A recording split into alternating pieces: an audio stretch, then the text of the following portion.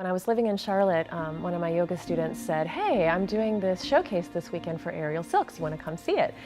And I was like, "What's aerial silks?" So I went, and there are all these people doing these amazing tricks up in the air, and I was like, wow, what is this? And actually at the end, they let audience members come up and try it. And from the moment I tried it, I was like, oh my gosh, I have to do this.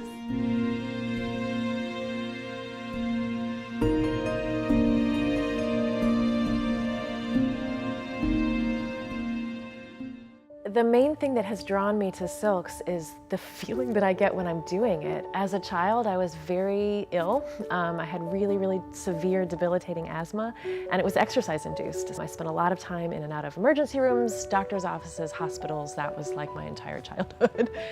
The breathing that you do with yoga really helped with my asthma. And so I started getting stronger through the practice of yoga. But when I started doing aerial silks, I started getting really strong. And there's something about being able to climb up in the air, being able to support your own body weight in the air that makes you feel powerful in a way that like nothing else I've ever experienced.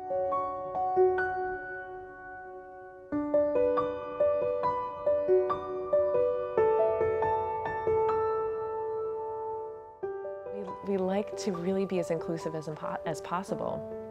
So my youngest student is 9, and she has ADHD, and my oldest student is a 59-year-old gay man. I've got transgender students, I've got overweight students, I've got moms, I've got kids. I mean, it's really fun to see people come out of their shell and discover their own like strength and power in this crazy thing. It's really more, how determined are you? And if you have a sense of determination, you will learn how to do it. Everything starts from the ground up. Everything is taught in a stepwise fashion so that you slowly build the strength over time.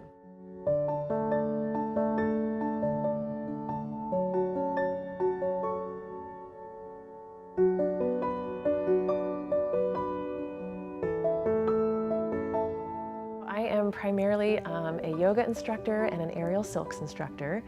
And that's kind of interesting because I actually used to be a professor of pharmacy, but this is what I do now. So I love teaching in general just because I've always been one of those people that it's how I connect with people. It just feels so good to explain something and then watch the light bulb come on. So when I was teaching pharmacy school, you know, we would explain topics that were very cerebral and it was very complicated. And so it's been really fun to come to silks, and then it's very physical. And so you really have to think about the nuances of how to explain to people how to use their bodies, how to tap into their strength, how to get over their fear. And instead of watching the cerebral light bulb go on, it's like the light bulb is their entire body. I think you need sort of an inner strength and an inner power to really be a good teacher. And I think it took a long time to develop that.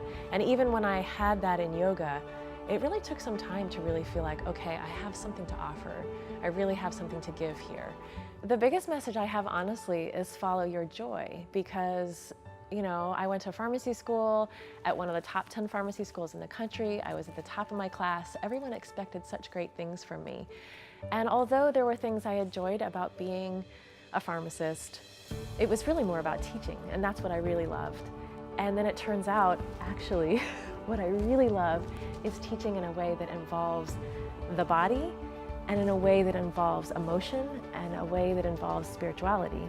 And so I have had no problem basically letting go of this career that I had as a pharmacy professor and transitioning into a full-time yoga and aerial silks instructor, because it has been the true joy of my life. And so if I had one thing to say to people, it's just follow your passion, follow your joy. Don't be afraid to let go of something that you're doing if it's not your true passion.